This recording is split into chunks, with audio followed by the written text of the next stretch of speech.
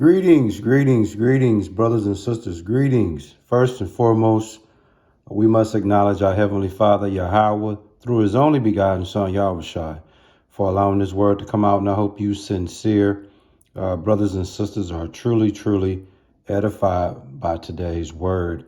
We're going to name this lesson tonight, Shedding Tears and Grieving for the Dead Goes Hand in Hand with Rejoicing and Dancing. I'm going to say it again. The name of tonight's word is called Shedding Tears and Grieving for the Dead Goes Hand in Hand with Rejoicing and Dancing. That's right, man. Tonight's going to be a cold-blooded word. It's going to be a word to provoke thought. It's a sobering word. What I want to talk about tonight is the perfect balance of life. Okay, what's the perfect balance of life?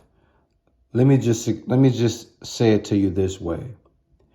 Where there's laughs, there's cries that's very close by. Where there's smiles, there's frowns very close by. You can't have one without the other, and that's what makes life a perfect balance. Okay, in other words, you're gonna have your laughs and smiles and your cries and frowns. Okay.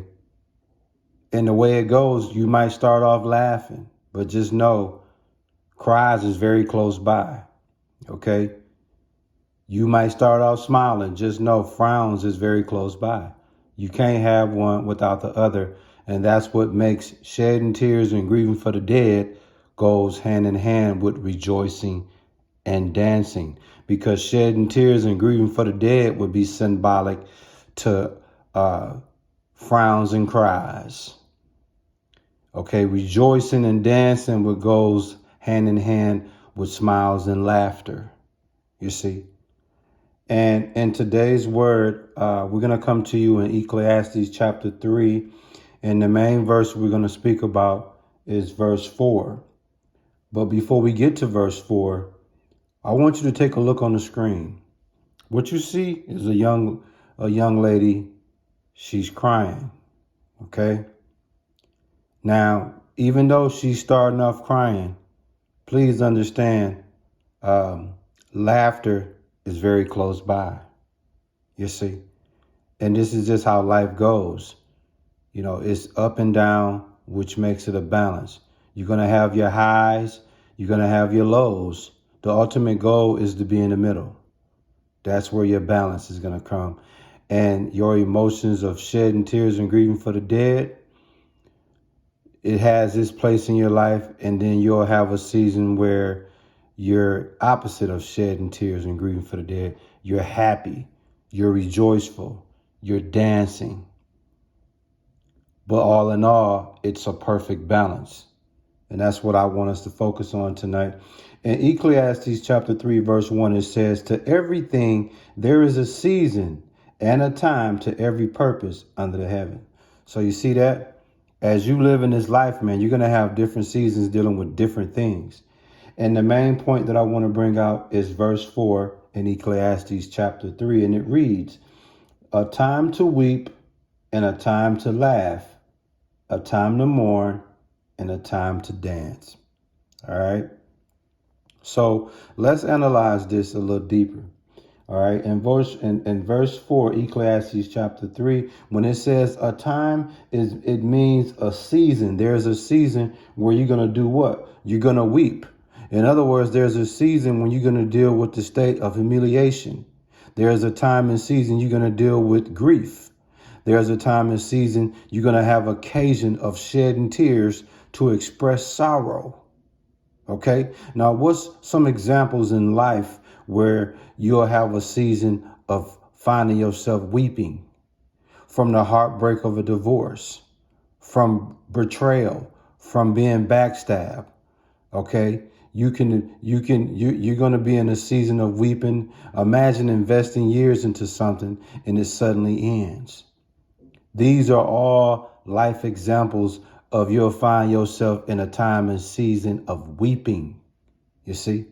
So it says in Ecclesiastes 3 verse 4, a time to weep. And shortly after, what do it say? It says, and a time to laugh. So it's going to be a time where you rejoice. It's going to be a time where you make merry. Now, what's good times in life where you can rejoice and make merry, where you can laugh? When life is great, okay, it brings laughter, rejoicefulness. It makes you merry in spirit. When your loved ones, okay, bring such joy out of you. You understand what I'm saying? Some of your loved ones and friends, when you just hanging around and being around them, bring such laughter, bring such rejoicing, such merry out of you. You see? Everybody that means the most to you in life, okay, will bring that laughter, that season of laughter, that season of being rejoiceful, that season of making merry. You see, it's such a cheerfulness energy that you get, that comedic energy, that shits and giggles energy. You see, you'll have a season where everything is laughter. You see? So understand, man, you start off, you're going to have a season of weeping. Then you're going to have a season of laughter. And then it says in Ecclesiastes 3 verse 4, a time to weep and a time to laugh, a time to mourn. Okay? It's going to be a time to mourn. It's going to be a time where you deal with grief for the dead. Okay? It's going to be a time where you're dealing with funeral emotion. You see? Now, what are examples when you'll deal with the sign of grief for the dead and the funeral emotions? When you lose ones you love dearly, you're going to deal with that season of mourning, whether it's your parents, family, family members, and whatnot. When they die and you still alive at that time, you're going to experience the sign of grief for the dead. You see that? So you understand how this works?